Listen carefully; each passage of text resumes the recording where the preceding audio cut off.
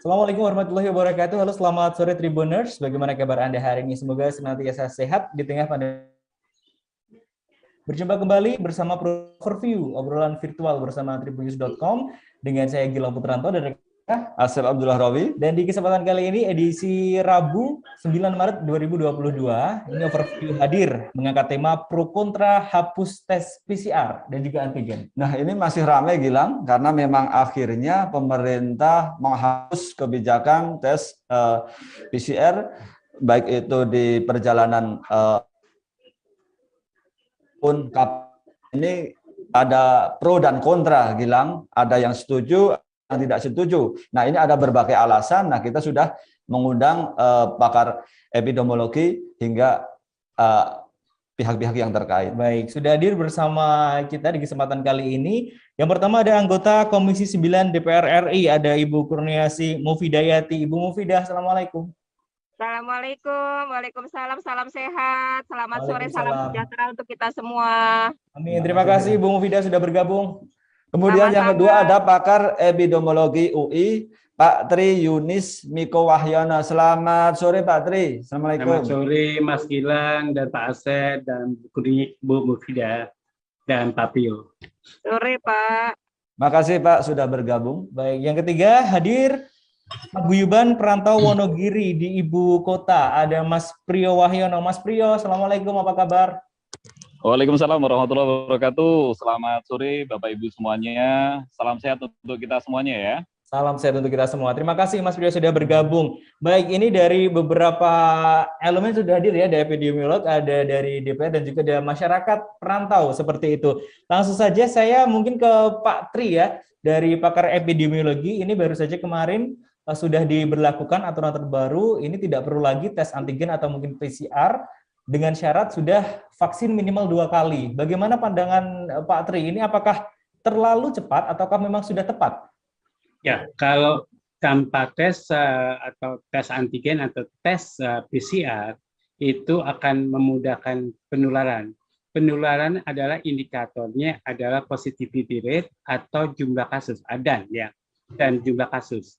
Kalau jumlah kasus di negara kita masih banyak, 30.000 sekarang, pernah turun 25.000 dan kita tidak tahu karena surveillance kita sebenarnya tidak bisa mendeteksi semua kasus yang ada di masyarakat. Yang deteksi adalah kasus yang terdeteksi. Jadi menurut saya juga kontak tracing-nya menurut saya masih rendah begitu. Sehingga semua kasus yang ada di negara ini tidak bisa terdeteksi dan positivity rate-nya di beberapa daerah ya masih di atas 5%. Jadi tidak semuanya boleh bebas begitu saja. Seharusnya dibebaskan kalau dia menuju daerah yang positivity rate-nya kurang dari 5% dan kalau dia berasal dari positivity rate yang kurang dari 5%. Dan mungkin di Jawa tidak ada daerah yang seperti itu. Artinya dari daerah yang kurang ke kurang juga begitu. Menurut saya semua transportasi atau itu darat, laut, dan udara itu akan melewati daerah-daerah yang berbagai macam begitu. Jadi karena melewati daerah yang berbagai macam, menurut saya tanpa tes antigen atau PCR itu kurang bijak ya, membuat kebijakan yang seperti itu pada saat ini. Nanti saatnya akan datang. Baik, berarti menurut Pak Tri ini terlalu terburu-buru pemerintah? Iyalah, jadi menurut saya tidak ada dasar yang tepat untuk mengambil kebijakan karena positivity rate kita masih beragam-ragam dan jumlah kasus kita masih besar begitu. Dan tidak semua daerah sama atau kabupaten kota tidak sama. Jadi menurut saya ya itu harus dibuat kebijakan yang benar dulu, baru kemudian berangsur-angsur kita mempersiapkannya. Harusnya begitu. Baik, terima kasih Pak Tri untuk awal terlebih dahulu. Oke, kita ke Maupun hasil kajian saintis yang sudah dilakukan oleh Kemenkes itu apa sehingga kok keluar kebijakan ini. Pada prinsipnya kami selalu mengingatkan agar setiap kebijakan apapun itu kebijakannya, satu tujuannya adalah untuk prioritas melindungi kesehatan rakyat Indonesia. Ya, Jadi benar-benar unsur proteksi itu adalah kewajiban dari negara terhadap rakyat Indonesia. Ya, yang kedua, semua kebijakan apapun itu harus berbasis kepada scientist base. Artinya data-data semua ini harus menjadi rujukan utama. Tadi seperti disampaikan oleh Pak Tri, ya kita masih angkanya masih lumayan gitu ya. Di sisi lain memang kita memahami ya Mas ya bahwa masyarakat juga senang sebenarnya nih dengan adanya kebebasan ini karena beban biaya ya untuk bepergian itu berkurang ya karena nggak perlu PCR, nggak perlu antigen. Kami sangat memahami itu dan tentu saja ini pasti akan menyenangkan buat masyarakat. Tapi memang kita harus mengevaluasi betul kesiapan kita untuk membebaskan PCR dan antigen dalam perjalanan sebagai persyaratan perjalanan. Satu yang harus dievaluasi adalah capaian vaksin. Ya kami lebih kepada capaian vaksin karena kan salah satu upaya yang diharapkan bisa mencegah terjadinya potensi penularan ataupun kalaupun terpapar itu bisa lebih ringan itu kan kalau sudah vaksin 2 kali plus booster. Nah, capaian vaksin 2 dosis ini masih belum merata nih, Mas, gitu ya. Angka yang kami dapatkan masih belum merata ya. Dan yang sudah selesai di 2 dosis di atas 70 ataupun 80% baru sekitar 17 sampai 19 provinsi. Ya, jadi pemerataannya masih jauh gitu ya. Ini harus menjadi perhatian, jangan sampai nanti masyarakat yang belum tervaksin ini menjadi korban juga gitu ya. Intinya seperti itu. Tapi di sisi kita memahami bahwa rakyat sangat menunggu-nunggu mungkin ya keputusan ini, kami sangat paham sekali ya. Tetapi tolong tadi ya data-data itu tolong menjadi perhatian, menjadi rujukan. Dan setiap kebijakan itu harus ada masa persiapannya ya kalau menurut kami ya. Misalnya disosialisasikan dulu, kemudian dicapai dulu target vaksinnya. 3T kita juga sangat lemah sekali ya 3T kita sehingga kita tuh sulit sekarang ini untuk tracing Omikron itu transmisi lokalnya itu udah kemana-mana tuh udah susah mengendalikannya gitu. Nah ini kita berharap tetap prioritas dari pemerintah adalah melindungi dan memproteksi rakyat Indonesia ini ya kan ini adalah kewajiban negara dari sisi kesehatan ya walaupun kita memahami bahwa masyarakat juga sudah menunggu-nunggu sebenarnya supaya tidak ada antigen lagi, PCR lagi ya banyak yang masih takut, banyak yang masih nggak mau dan menjadi beban tambahan dari sisi keuangan sih buat masyarakat ya karena tidak ditanggung oleh negara nih. Untuk setiap bepergian itu kan harus bayar sendiri gitu ya. Jadi selalu ada add cost untuk PCR, untuk antigen gitu ya. Jadi kami sangat memahami karenanya semua hal yang perlu dipersiapkan untuk menuju bebas PCR, bebas antigen, apalagi nanti kalau mau informasinya katanya nih Pak Tri katanya mau menuju endemi gitu ya, itu butuh persiapan panjang gitu ya. Jangan tiba-tiba merubah kebijakan seperti membalikan tangan. Jadi butuh proses sosialisasi, kemudian data-data dikumpulkan, dikaji, dan kita mengajak partisipasi publik. Saya rasa penting ya partisipasi publik dari masyarakat.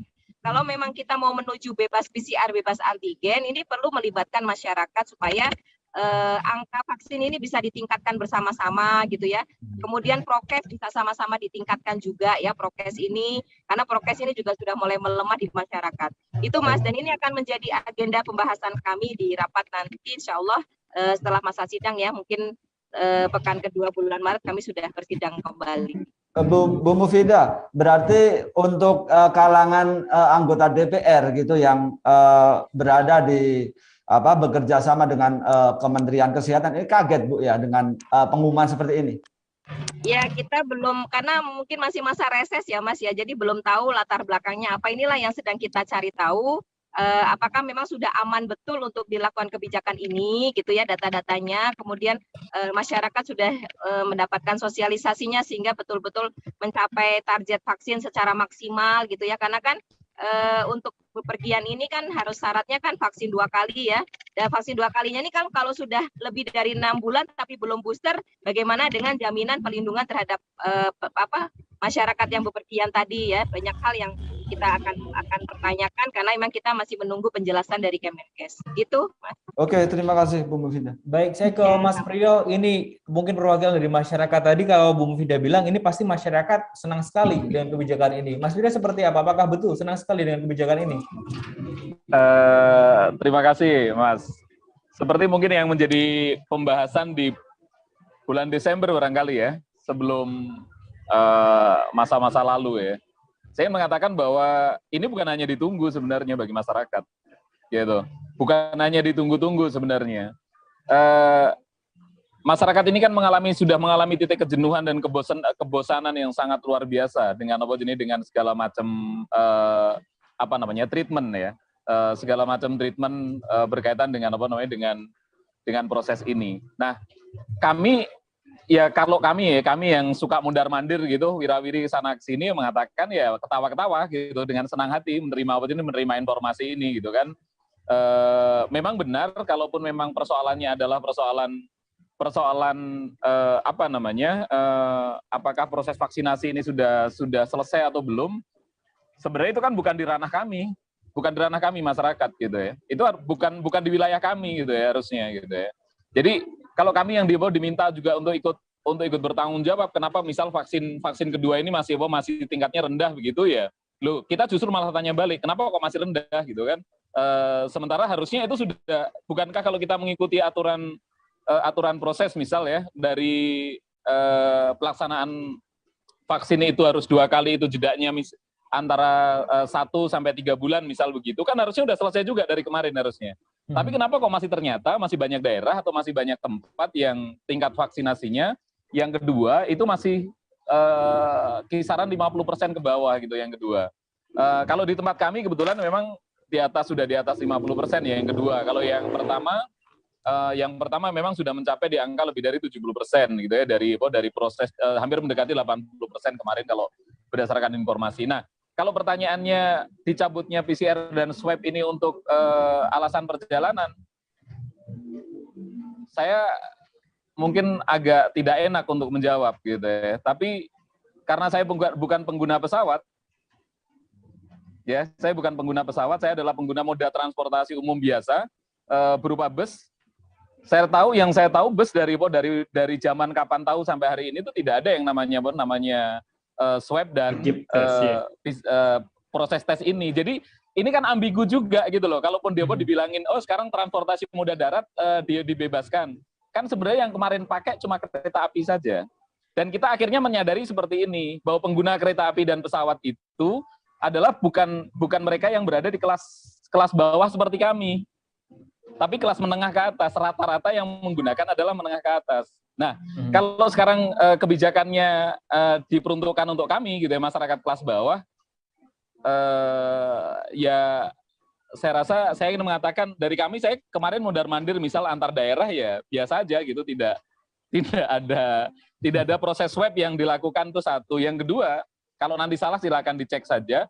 Yang kedua, sampai hari ini ketersediaan bangku untuk kendaraan umum itu penuh saja dan aman-aman saja sepertinya. Nah, ini siapa yang harus lagi-lagi nih kita meributkan siapa yang harus bertanggung jawab terhadap model seperti ini kalau memang kebijakan itu dianggap masih menjadi pro dan kontra. Kalau kami dari masyarakat sih pasti akan mengatakan ya lebih baik lepasin aja semuanya gitu kan. Syaratnya dari pertama yang kita setujui bersama adalah bagaimana kita itu diedukasi secara terus-menerus, diingatkan secara terus-menerus pada konteks prokes ini, gitu. Jadi sekarang kan kita ini saya agak di tempat terbuka nih. Sekarang saya ada di tempat terbuka nih. Di hadapan saya ada banyak orang gitu ya. 5 dari 10 orang yang ada di hadapan saya juga sudah tidak menggunakan masker. Artinya mereka memang sudah turun tingkat tingkat kepatuhan terhadap prokes ini memang sudah sedemikian rupa. Nah, kenapa enggak ini yang digencarkan saja sebagai modal untuk saling menjaga diri gitu ya. Baik. Gitu, Mas. Baik, artinya maupun dicabut atau tidak, faktanya kemarin pas ada aturannya saja memang ada celah. Bisa dikatakan seperti itu. Yang saya tahu begitu. Ya, kalaupun ini kan saya berbicara di lapangan, artinya saya tidak berada di dalam ruangan. Saya adalah orang yang mobile ke sana kemari gitu kan, menggunakan transportasi umum yang faktanya hari ini kalau kita mau cek semua transportasi bus, kecuali yang nyebrang ya, kecuali yang nyebrang dari Sumatera ke Jawa, sepertinya masih ada proses pemeriksaan di Lampung. Selebihnya saya tidak terlalu paham. Tapi kalau yang di area Jawa, yang berputar di antara dari akap di Jawa, sepertinya memang sudah tidak ada dari pertama aturan ini ada pun juga tidak ada yang melakukan. Baik, terima kasih Mas Priyo untuk awal terlebih dahulu. Oke, kita kembali ke Pak Tri. Pak Tri, tadi sudah disampaikan oleh Bu Mufidah ya bahwasanya ini kasus masih tinggi, kemudian vaksinasi juga masih dipertanyakan, kemudian tracing juga rendah dan beberapa hal yang lain. Nah, apakah kemudian ada risiko Pak Tri dengan pencabutan tes PCR dan antigen untuk mereka yang melakukan perjalanan darat? Ya, kalau itu dicabut, artinya orang-orang yang naik pesawat, orang-orang yang naik kereta itu dapat bonus Omikron begitu. Jadi bonusnya mahal gitu. Sakit itu jadi bonus begitu. Silakan kalau naik kereta saya kasih bonus Omikron begitu.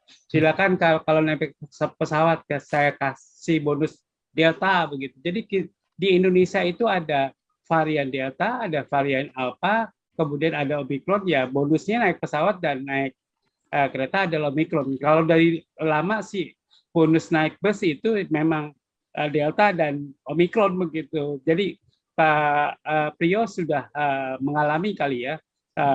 Untung saja nasib Pak Priyo bagus gitu kalau tidak kena Omikron gitu. Kalau tidak kena Delta. Jadi menurut saya kita semua harus peduli ini. Jadi peduli kepada masyarakat kita. Jadi kalau Pak Priyo menurut saya peduliannya kurang. Jadi menurut saya harusnya kita peduli.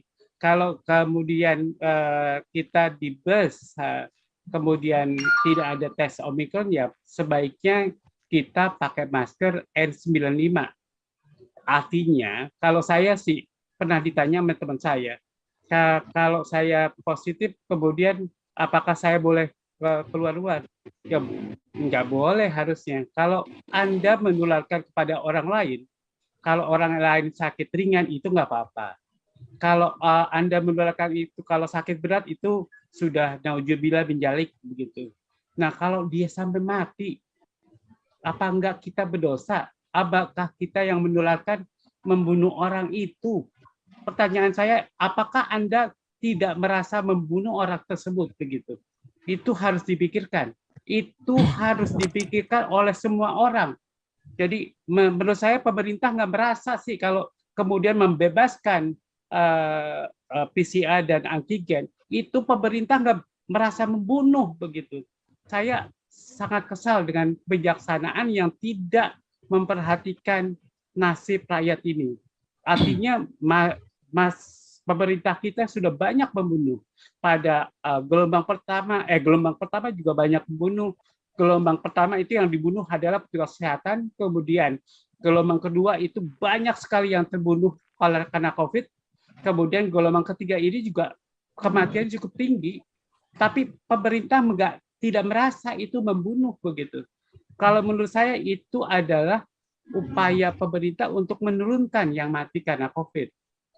Kalau upaya itu sudah maksimal, itu artinya pemerintah nggak berasa, harusnya dia merasa sudah mencegah kematiannya, tapi tidak berhasil. Kalau pemerintah sudah berupaya melakukan pencegahan terhadap orang yang sakit, berarti ada upaya-upaya pencegahan terhadap yang mati begitu.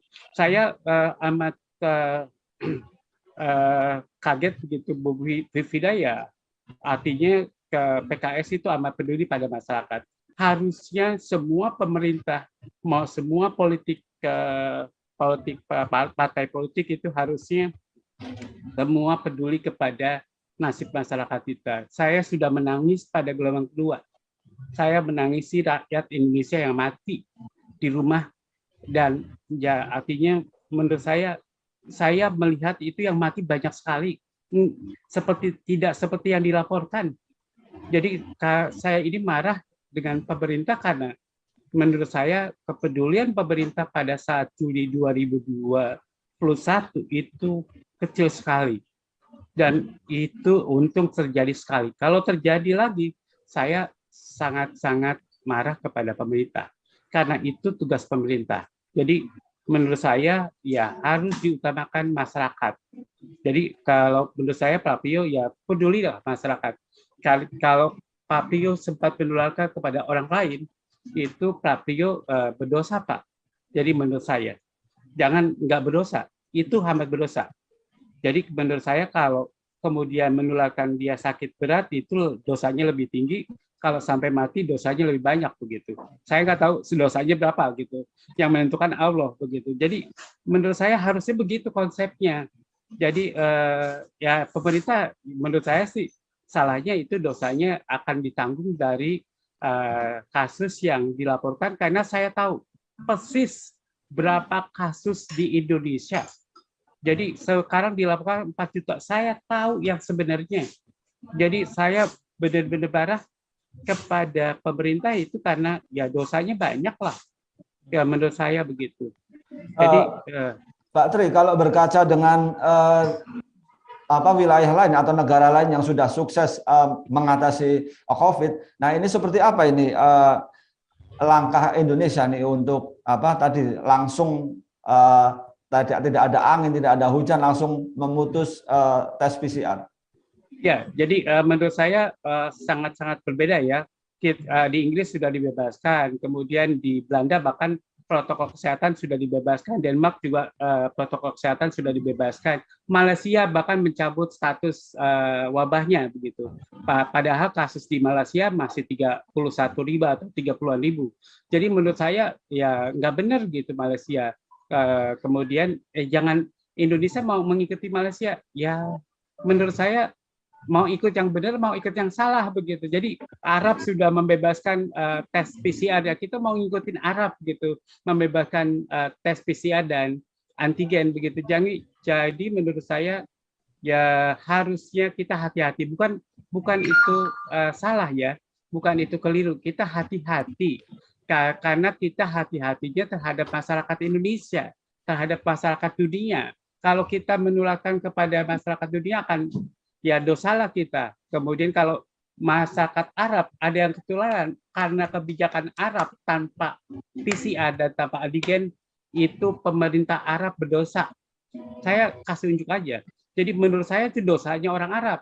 Jadi sekarang kita masukkan Omikron, saya nggak tahu tuh apakah dosa yang pergi ke Turki atau ke Arab atau ke Inggris itu berdosa memasukkan kasus ke kita begitu. Jadi menurut saya kalau kita negara kita hati-hati, kemudian tidak banyak orang yang terkena, itu baru hebat. Jadi kalau menurut saya ya harusnya negara kita bukan yang ke-20-an. Negara kita jumlah kasusnya harusnya yang ketiga setelah Amerika, kemudian India, sekarang ya. Sekarang kan yang ketiga Brasil. Harusnya Brasil kalah sama kita, tapi kemudian negara kita hebat. Jadi kasusnya menjadi yang ke-20-an. Atau mungkin sekarang naik ke 19 karena kasus di kita naik 5 juta begitu. Jadi menurut saya ya karena saya tahu sebenarnya kasus di Indonesia berapa dan ya saya takut dengan dosa, Pak. Jadi saya takut dengan dosa dibanding dengan data. Oke, terima kasih Pak Tri. Baik, saya ke Ibu Mufidah. Ibu, tadi kalau berkaca dari apa yang disampaikan Mas Priyo, ini terkait penerapan regulasi seperti itu ya. Pas ada regulasinya saja ternyata banyak celah, banyak perpindahan masyarakat atau penduduk dari satu daerah ke daerah lain ini tanpa ada testing seperti itu. Lantas seperti apa ini evaluasi pemerintah? Padahal ini sudah 2 tahun, genap 2 tahun lebih pandemi COVID-19 di Indonesia. Ya, kita sudah memasuki 2 tahun lebih pandemi COVID-19 di Indonesia dan angka positif terakhir per hari ini sekitar 5,8 juta. Ini angka yang nggak sedikit ya dari jumlah penduduk rakyat Indonesia. Dan yang meninggal itu sudah menembus di angka lebih dari 150.000 yang meninggal, Mas. Ini harus menjadi bahan evaluasi ya dari pemerintah, bagaimana kebijakan-kebijakan yang selama ini diterapkan itu memang satu ya, scientist base-nya tuh kurang kalau menurut kami, jadi nggak berbasis evidence base gitu loh. Kita sudah selalu sering memberikan masukan agar setiap kebijakan itu evidence based policy, artinya berbasis saintis ya, penelitiannya, kajiannya seperti apa, dan cepat melakukan gerakan untuk melakukan antisipasi jika terjadi situasi-situasi darurat. Kemudian yang kedua juga kebijakan-kebijakan kita ini mudah sekali berubah ya, contohnya karantina ini saya bingung ngikutinnya nih ya, jadi dari 15 hari, 14 hari, 10 hari, 5 hari, 7 hari, 3 hari, ini nanti karantina akan dienolkan gitu ya untuk yang dari luar negeri. Semua kebijakan asalkan bisa dipertanggungjawabkan secara saintis, mungkin kita bisa menerima, tetapi kita nggak pernah tahu saintis base-nya ini kayak apa gitu. Karenanya ini menjadi pertanyaan besar buat kami. Sekali lagi, buat kami keselamatan rakyat Indonesia, kesehatan rakyat Indonesia itu adalah kewajiban negara untuk melindungi. Negara harus hadir untuk memberikan perlindungan, proteksi, mengutamakan kesehatan rakyat Indonesia, dan saya rasa arahan dari Pak Presiden, saya masih ingat arahan dari Pak Presiden itu, beliau mengatakan kesehatan rakyat harus diutamakan gitu ya, ketimbang aspek-aspek yang lainnya yang menjadi dampak. Karenanya dari kebijakan ini implementasinya wajar kalau banyak sekali gap ya antara kebijakan dengan implementasi, itu banyak gapnya. Gapnya juga sangat jauh gitu ya. Kadang-kadang juga kita melihat ya karena tadi ya sosialisasinya juga kurang, edukasinya masih lemah gitu ya. Makanya ketika menerapkan sebuah kebijakan, kalau dalam teori kebijakan itu kan harus ada proses sosialisasi, proses edukasi gitu kan, sehingga semua bisa berjalan dengan baik, tidak secara tiba-tiba langsung diambil keputusan dan langsung diterapkan. Kayak undang-undang saja kan itu butuh waktu ya untuk sampai penerapannya gitu. Jadi dalam hal implementasi kebijakan ini kami berharap pemerintah tadi ya scientist base-nya betul-betul menjadi perhatian, prioritasnya kepada perlindungan dan juga kepada selain perlindungan juga kepada proteksi kesehatan rakyat Indonesia gitu ya. Dan juga sosialisasinya harus ada masa untuk sosialisasi terhadap kebijakan-kebijakan baru, dan perlu ada evaluasi juga ya. Harus berani melakukan evaluasi dan perbaikan ketika memang kebijakan ini kurang pas ataupun malah menimbulkan banyak korban lebih besar lagi, kerugian yang lebih besar lagi gitu ya. Ini harus menjadi catatan, dan sekali lagi evaluasi kami dari pengawasan kami dari Komisi 9 itu memang capaian vaksin itu masih menjadi evaluasi besar ya, di tengah kita ingin menuju endemi tapi capaian vaksin masih belum merata ya, baru 13 provinsi yang mencapai vaksin keduanya itu di atas 70% ya. Kalau vaksin satu alhamdulillah sudah di atas 90% ya. Tapi untuk vaksin kedua ini masih banyak masih banyak daerah yang capaiannya di bawah 50%. Nah, bagaimana melindungi masyarakat ini gitu ya. Itu yang paling utama dan paling penting. Kemudian yang berikutnya juga terkait dengan implementasi kebijakan ini tadi ya, perlu ada melibatkan tokoh-tokoh masyarakat untuk bisa, ini kan kebijakan prokes aja kan masih ya tadi ya seperti Mas Priyo juga sampaikan ya, sekarang ini 5 dari 10 juga mungkin udah nggak pakai masker atau maskernya diturunin ke dagu gitu ya. Padahal ini menjadi kunci ya. Ini benar-benar menjadi evaluasi selama 2 tahun ya, dan ini menjadi PR juga buat kami di DPR untuk terus meningkatkan pengawasan kami dengan lebih baik lagi, dengan lebih ketat lagi, dan juga memberikan solusi-solusi terbaik untuk perlindungan rakyat, perlindungan masyarakat, dan khususnya adalah keselamatan jiwa rakyat Indonesia ini nggak bisa dibayar dan nggak bisa diganti dengan apapun juga gitu. Ibu Mufidah, ini kan sudah 2 tahun lebih ya seperti itu pandemi COVID-19 di Indonesia. Kemudian ketika tes PCR ataupun antigen ini dihapuskan, tadi disampaikan Ibu, yang penting ini prokesnya harus memang betul-betul ditegakkan. Nah, ini sebetulnya hambatan apa yang membuat prokes ini sepertinya sulit sekali untuk dilaksanakan di masyarakat? Apakah juga minim contoh atau minim keteladanan dari pemerintah menurut Ibu? Ya, banyak faktor ya Mas ya. Yang pasti kalau keteladanan itu kewajiban pemerintah ya, harus menjadi contoh, itu wajib lah. Ya, Rasulullah SAW juga dalam memimpin pada saat masa kepemimpinan beliau juga menjadi qudwah ya, menjadi contoh, itu udah pasti harus menjadi contoh gitu ya. Walaupun nggak enak itu harus menjadi contoh, itu udah pasti. Kemudian yang mungkin perlu terus dikuatkan itu adalah sosialisasi dan edukasi terus-menerus kepada masyarakat gitu ya, pentingnya prokes itu untuk apa, dan juga ketersediaan toolsnya untuk prokes ya. Masyarakat ini kan, saya nih kan masih reses nih Mas, ketika turun ke masyarakat ini, masyarakat itu juga daripada buat beli masker sama disinfektan, Bu, mendingan buat beli makan anak saya. Masih banyak yang berpikiran seperti itu. Nah, ini dulu kita sudah pernah mengusulkan ya, agar ketersediaan masker, ketersediaan disinfektan ataupun apa yang diperlukan oleh masyarakat ya, at least masker lah ya, itu bisa didapatkan gitu ya, dengan dengan murah oleh masyarakat, dan bahkan kalau bisa gratis itu bagus gitu ya, menjadi tanggung jawab dari pemerintah menyediakan masker melalui puskesmas ya, khususnya di daerah-daerah itu kan masih yang jauh-jauh dari perkotaan itu cari masker juga susah gitu ya. Nah, atau masker kain yang memang dibekali gitu ya, yang bisa baik, yang bisa bagus untuk melindungi, walaupun masker kain saya nggak tahu persis ya hasil uji klinisnya seperti apa.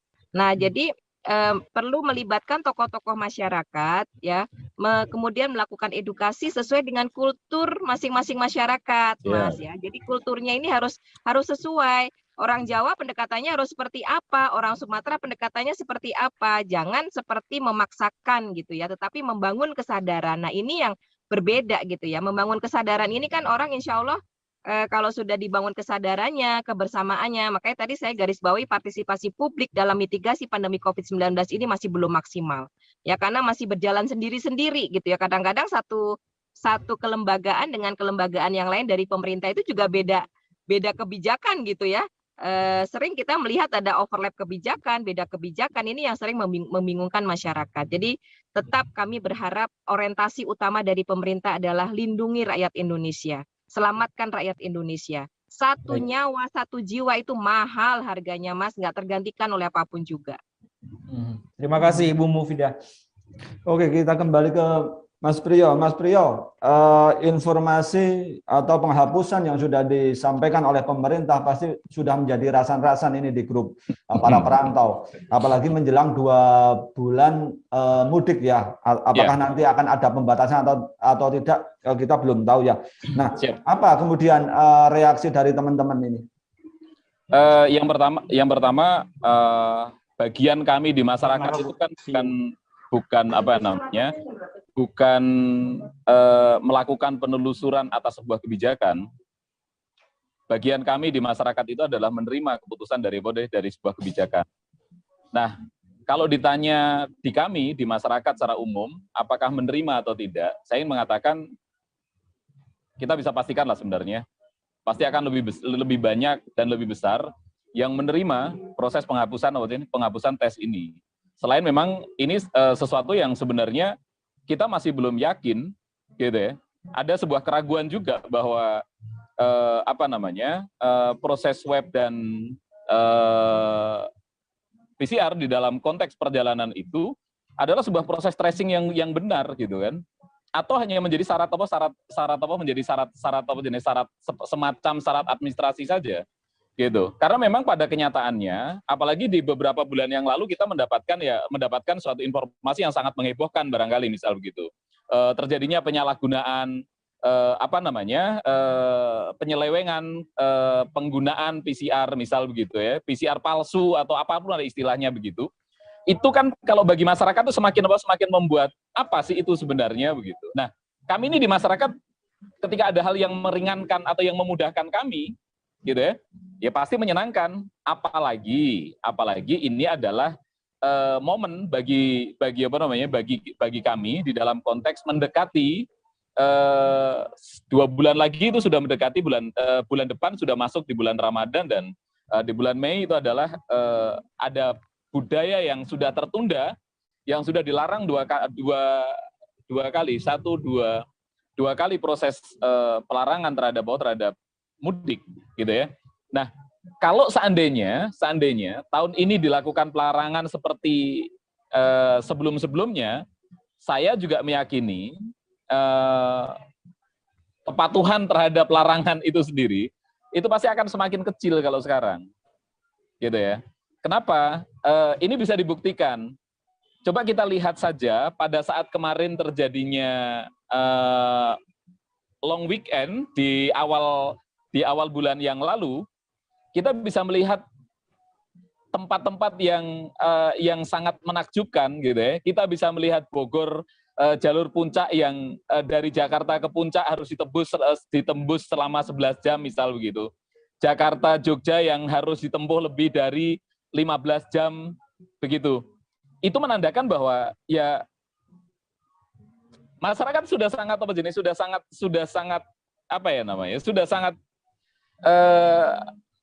sangat bosan dengan semua kondisi yang terjadi itu. Nah, kalau bingkainya adalah bingkai bahaya yang disampaikan, Saya ingin mengatakan, saya bukan Profesor Pak, kami tidak ingin mengatakan bahwa secara teoritis itu kami tidak terima. Kami terima. Tetapi kalau yang dimunculkan ke kami adalah bahaya, yang selalu dimunculkan ke kami itu adalah bahaya, maka proses ini menurut saya menjadi juga bukan merupakan proses edukasi yang positif. Saya justru lebih mendukung dari awal, dari 2 tahun yang lalu, saya mendukung secara pribadi dan juga di masyarakat, di teman-teman kami itu, bagaimana mengedukasi masyarakat tentang pengetatan prokes secara terus-menerus itu, dibandingkan dengan proses-proses yang lainnya.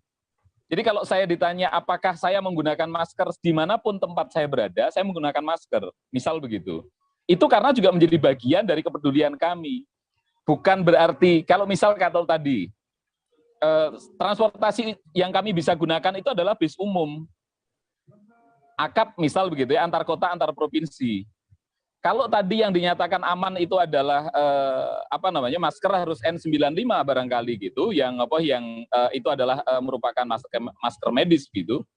Saya rasa juga masyarakat akan juga keberatan karena harganya juga itu lebih mahal dibandingkan dengan masker yang biasa. Nah, sekarang bisa nggak kalau kita bolak-balik lah gitu ya.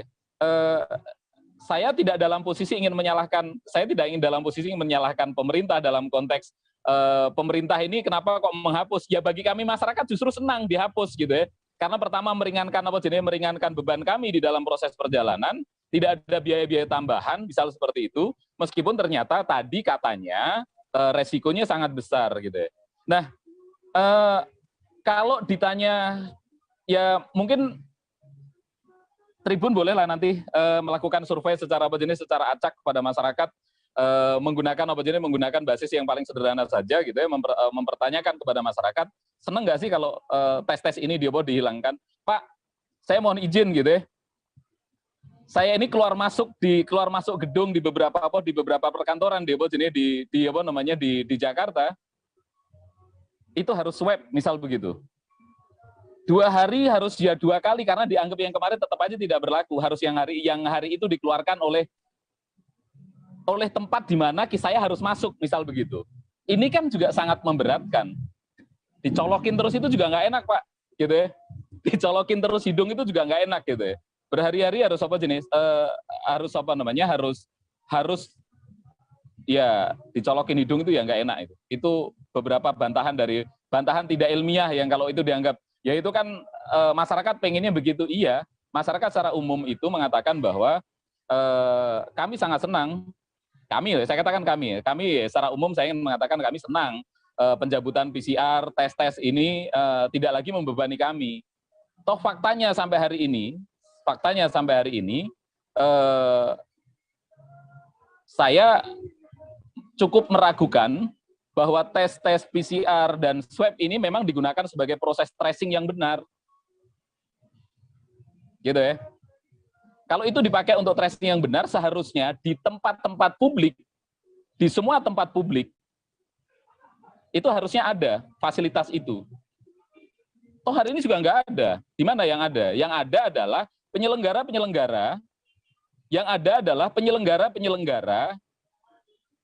secara independen, tempat-tempat untuk proses pelaksanaan swab atau PCR itu. Semua orang berlomba kan sekarang juga, gitu. Nah, siapa yang bertanggung jawab? Misal kayak kasus kemarin, kayak kejadian beberapa bulan yang lalu, swab-nya belum dilakukan, hasilnya sudah keluar, misal begitu ya. Human error lah, apalah itu istilahnya. Tapi kan itu penyalahgunaan dan itu fakta yang juga tidak bisa dibantah, gitu. Itu Mas.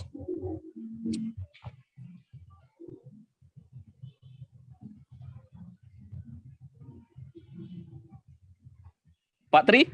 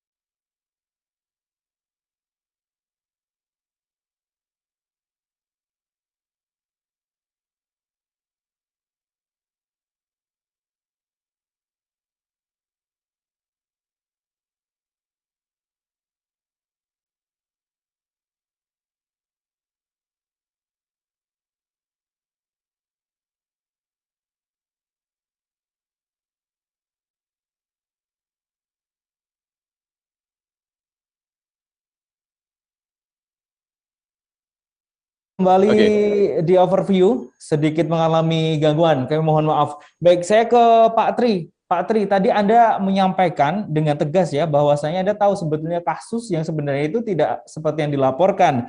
Ini sekitar 5,8 juta total kasus. Kementerian Kesehatan beberapa waktu lalu juga sudah menyampaikan sebetulnya bahwasanya kasus real itu setidaknya 4 kali lipatnya. Kalau menurut Bapak, seberapa banyak sebetulnya kasus COVID di Indonesia saat ini? Ya, pada survei terakhir di beberapa provinsi di Indonesia yang dilakukan oleh Kemenkes dan Kemendagri, karena data itu sudah dipublikasi, saya bisa menyebutkan. Tapi dari data saya juga melakukan survei pada awal Januari 2021. Ada data saya, tapi data saya itu off the record karena Pak Menterinya meminta off the record, jadi saya nggak bisa menyebutkan. Kalau data yang terakhir itu November 2021 itu 85% penduduk Indonesia, bayangin 85%. Pada waktu itu imunisasi baru mencapai 60%.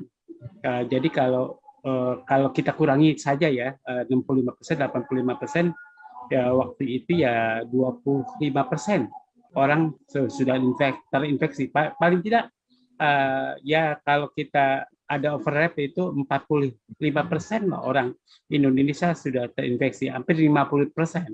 Jadi yang sudah terinfeksi oleh COVID-19, baik itu Delta, Alpha, dan Omicron pada November 2021 itu hampir, ya kalau 45% itu hampir berapa tuh? Kalau 20% dari penduduk 50% dari penduduk Indonesia aja 140 juta ya, atau 140 juta. Iya. Jadi ya 130 juta lah.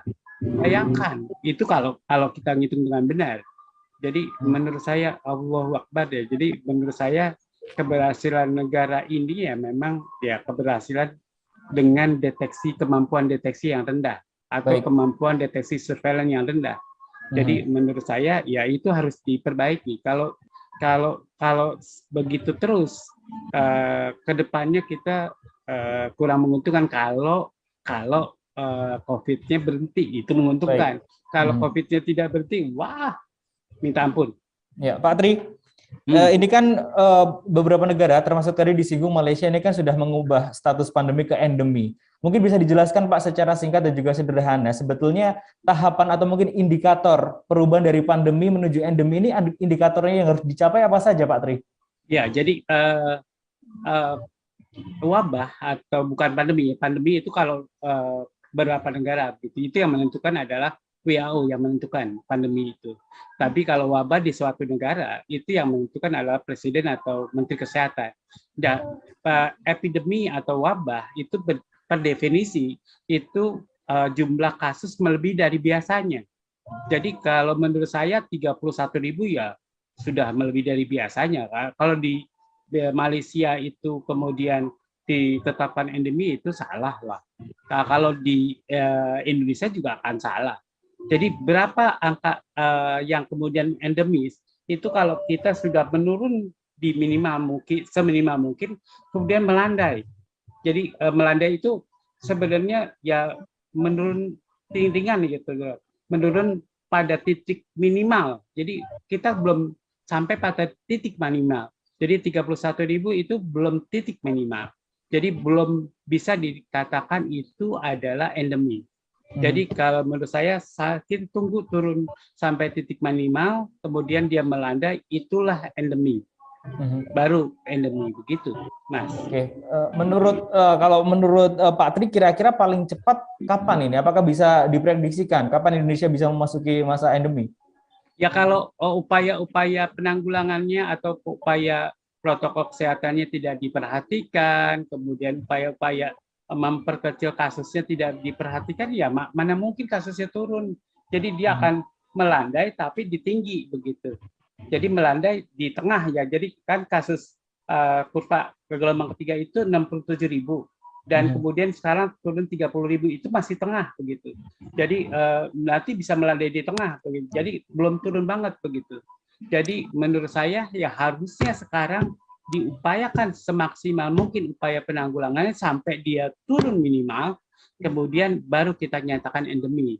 Dan menurut saya WHO belum menentukan prevalence berapa jumlah kasus yang diterima di suatu negara, atau apakah itu kurang dari 10 per 100.000 populasi. Kan kalau PPKM level 1 kan kurang dari 20.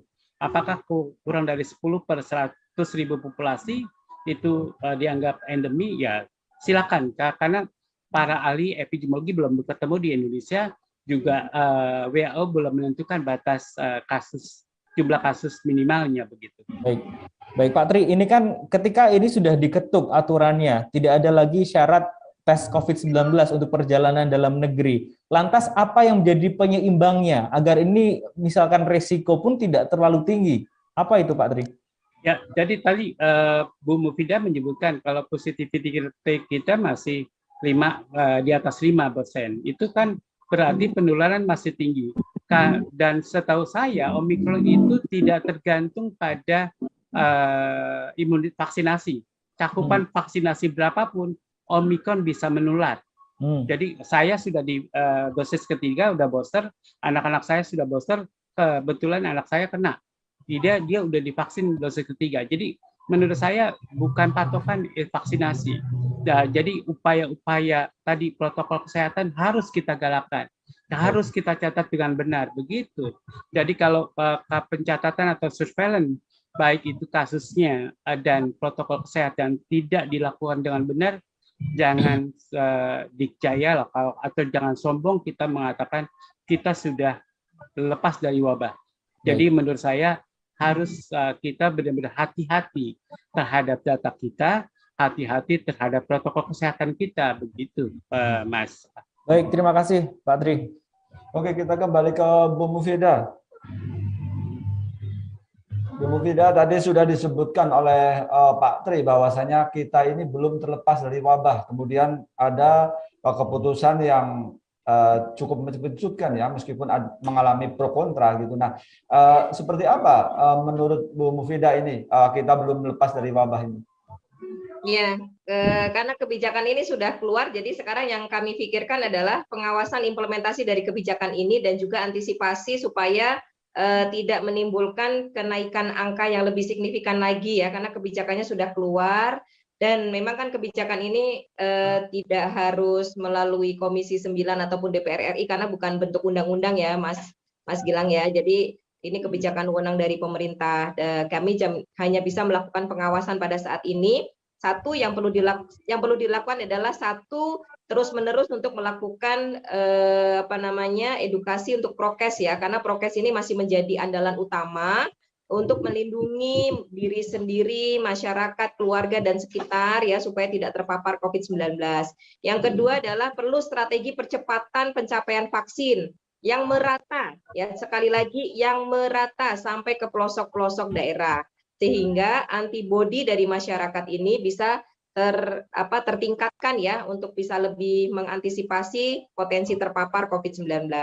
Yang ketiga adalah 3T ini harus ready dan harus ditingkatkan karena kunci testing dan tracing ini masih menjadi kunci yang digunakan oleh WHO untuk mengendalikan mitigasi COVID-19 ini. Nah, kita masih lemah di sini gitu ya. Jadi pemerintah harus meningkatkan 3T, testing dan tracing ini dua hal yang harus ditingkatkan. Begitu juga dengan treatment, dan saya rasa untuk mengantisipasi kita nauzubillah min dzalik tidak berdoa ya dan tidak berharap akan terjadi lonjakan yang lebih besar lagi, tapi harus diantisipasi dengan adanya pembebasan yang lebih lebih tinggi lagi. Harus ada kesiapsiagaan dari seluruh Fasiankes, ketersediaan obat, kesediaan alkes gitu ya, untuk mengantisipasi situasi-situasi yang tidak kita inginkan. Dan yang keempat adalah mengajak partisipasi publik sekali lagi untuk membiasakan diri melakukan preventif ya. Nah, ini butuh pola hidup yang lebih sehat di masyarakat. Ini kami mengevaluasi pandemi ini banyak sekali menimbulkan angka kematian di 150 lebih ya. Kami sangat ini buat kami sangat angka yang sangat luar biasa lah, 156.000 ini gini ya. Dan ini menjadi evaluasi bahwa ketahanan kesehatan masyarakat kita masih rendah, masih lemah. Ini harus ditingkatkan. Jadi banyak hal yang perlu dilakukan peningkatannya oleh pemerintah supaya kebijakan yang sudah dikeluarkan ini ya tidak berdampak negatif buat masyarakat dan tetap pemerintah berkewajiban ya melindungi dan memproteksi rakyat Indonesia dari potensi terpaparnya COVID-19. Oke Bu, terkait ini Bu, apa namanya surat edaran ya, surat edaran ini kan bagi siapa saja yang akan menaiki melalui perjalanan darat ini kan harus ini ya, harus 2 kali vaksin, kemudian harus memakai masker double 3. Nah, kita memakai masker double 2 saja sudah cukup apa? Nah, menurut itu bisa bernafas apa ini enggak, dengan aturan itu. seperti ini? Ya, artinya ya tadi ya, kebijakan ini tuh scientist based atau tidak sih, kita jadi bertanya-tanya. Makanya selalu kami mengingatkan, apapun kebijakannya, kita minta tolonglah scientist based gitu ya. Kayak tadi suruh pakai rangkap masker 3 rangkap gitu. Mas Prio bisa napas apa enggak itu kalau naik bis itu gitu kan? Sesak napas apa enggak? Nah, iya.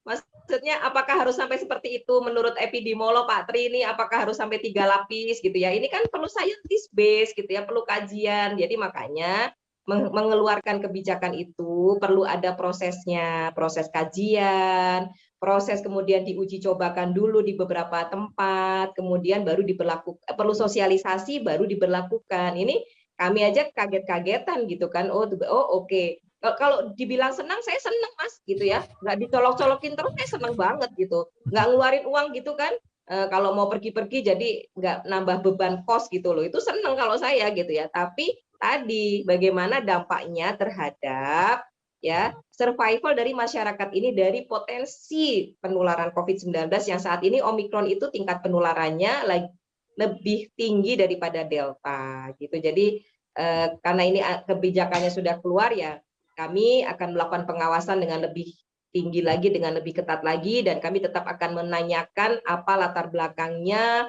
hasil kajiannya seperti apa, dan apakah memang ini sudah benar-benar aman diberlakukan seperti ini, sehingga proteksi terhadap masyarakat itu sudah menjadi prioritas atau belum, itu tetap akan menjadi pertanyaan buat kami. Dan tadi beberapa catatan kami harus dikejar, karena implementasinya sudah dilakukan ya, sudah berlaku ya kebijakan ini ya tadi. Strategi percepatan vaksinnya bagaimana, karena vaksin masih belum merata, dan sebenarnya bukan masalah masyarakat nggak mau vaksin ya, banyak masyarakat yang mau vaksin tapi malah vaksinnya nggak ada. Di sisi yang lain 7 juta vaksin malah terbuang gitu ya kemarin karena kadaluarsa. Ini banyak catatan gitu, makanya kami sampai bikin panja vaksin khusus di Komisi 9 karena banyak persoalan dalam hal vaksinnya. Belum lagi tadi 3T ya, khususnya di testing dan tracing ini masih sangat lemah sekali. Dan juga kalau swab di masyarakat di daerah-daerah itu masih langka, masih susah, masih mahal. Ini suatu fakta yang harus segera diatasi oleh pemerintah. Itu sih Mas, kalau dari terima kasih. kami yang sering turun ke daerah ya, melakukan pengawasan sampai ke daerah-daerah ya, sampai ke Papua, sampai ke Gorontalo, kami turun ke sana untuk melihat langsung. Ya itu memang banyak kendala di lapangan. Artinya kebijakan ini harus benar-benar yang bisa diterapkan, bisa dilaksanakan sehingga tidak menimbulkan gap tadi antara kebijakan dan implementasinya tuh ya kayak ya buat apa ada kebijakan dari dulu udah nggak pakai swab juga tuh kata Mas Prio kan seperti itu kan gitu. Oke, terima kasih. Baik, terima kasih, menarik sekali, tapi kita harus tutup ya perbincangan ini. Sebelum itu saya akan mintakan closing statement dari masing-masing narasumber. Yang pertama Mas Prio terlebih dahulu, mungkin singkat saja Mas apa yang ingin Anda sampaikan kepada pemerintah atau mungkin juga kepada masyarakat. Silakan, singkat saja Mas Prio. Terima kasih Mas. Yang pertama pasti sekali lagi kami sangat setuju dengan dengan penghapusan swab dan PCR ini sebagai sebagai bagian dari proses perjalanan. Itu yang pertama. Yang kedua, saya memang mengharapkan adanya terus edukasi dan pengawasan kepada masyarakat untuk terus menjaga prokes, karena ini yang memang sebenarnya masih agak kendor di kita ini sekarang ini, yang sudah agak kendor kan memang pengetatan prokes itu. Kalau PCR dan swab dihilangkan, seharusnya pengetatan pada prokesnya yang harus diperkuat. Nah ini menjadi catatan dan PR kita bersama. Sekali lagi kami masyarakat sebenarnya pada intinya ya fine-fine aja terima ini. Wong kita nungguinnya juga udah 2 tahun kok Mas, gitu kan. 2 tahun kita nungguin proses ini gitu ya. Begitu ada kayak ginian ya sekali lagi ini pasti menyenangkan. Bukan berarti ketika kami senang itu terus kami euforia terus semena-mena terus mengabaikan seluruh prokes enggak. Justru kami menyadari bahwa ini adalah bagian dari tanggung jawab kita semuanya untuk saling terus mengingatkan bahwa prokes menjadi satu-satunya, menggunakan masker, mencuci tangan, menjaga jarak masih menjadi satu-satunya cara untuk mengamankan diri kita dan orang sekitar kita. Terima kasih Mas. Baik, luar biasa, terima kasih Mas Priyo. Oke, selanjutnya Pak Tri mungkin untuk closing statement dan apa yang ingin disampaikan kepada pemerintah terkait dengan penghapusan PCR ini. Ya, pada pemerintah menurut saya harus 2 kuncinya. 1, sabar, mengambil keputusan yang harusnya tepat pada saatnya. Kedua adalah harus bijaksana begitu. Jadi menurut saya kebijaksanaan itu jangan mengambil keputusan berdasarkan pertimbangan ekonomi, harusnya dua-duanya disatukan, baik pertimbangan kesehatan atau ke ekonomi. Dan menurut saya jadi orang bijak itu tidak mudah. Bukan jadi orang pintar mudah, jadi orang cerdas mudah, tapi orang bijak itu tidak mudah. Yang kedua adalah masyarakat. Saya tahu masyarakat itu sekarang sudah 2 tahun, sudah bosan dengan protokol kesehatan, tapi kita harus sabar. Sabar itu artinya kita benar-benar menunggu saat yang tepat kapan kita bisa melepas. Kalau bisa nanti ada piloting yang di satu kabupaten atau di satu provinsi untuk pelepasan protokol kesehatan di suatu daerah. Kalau itu terbukti tidak mempengaruhi masyarakat di provinsi itu atau di kabupaten itu, mari kita lepas protokol kesehatan dengan bareng-bareng di saat yang tepat. Tapi nah saat yang tepat itu kita tunggu-tunggu. Jadi sabar kuncinya, begitu Mas. Baik Pak Tri. Terima kasih. Kemudian dari Ibu Mufidah, apa ingin terima kasih kepada pemerintah? Ya, untuk pemerintah tetap berorientasi kepada proteksi dan pelindungan kesehatan dan jiwa dan nyawa rakyat Indonesia, itu menjadi kewajiban negara, harus hadir di situ, utamakan keselamatan dan kesehatan rakyat Indonesia. Kemudian dalam setiap kebijakan kami minta tolong supaya ada scientist base di dalam melandasi kebijakan yang dikeluarkan dan ada tahapan sosialisasi untuk penerapannya sehingga efektif. Kemudian untuk masyarakat, mari bersama-sama kita lindungi keluarga kita, kerabat kita, masyarakat kita, dan semua yang ada di sekitar kita dengan protokol kesehatan dan dengan menyadari kalau memang kita sedang kurang sehat, maka stay at home itu lebih baik ya, ngerem dulu jalan-jalannya sehingga kalaupun sudah dibebaskan PCR, swab, dan yang lainnya, kita bisa mengendalikan diri kita, insya Allah kita bisa melindungi yang lain juga. Mari sama-sama saling menjaga dan saling melindungi di antara kita untuk kesehatan masyarakat Indonesia. Assalamualaikum warahmatullahi wabarakatuh. Waalaikumsalam. Terima kasih untuk ketiga narasumber, Pak Tri, terima kasih, Mas Priyo dan juga Ibu Mufidah, sehat selalu. Salam sehat.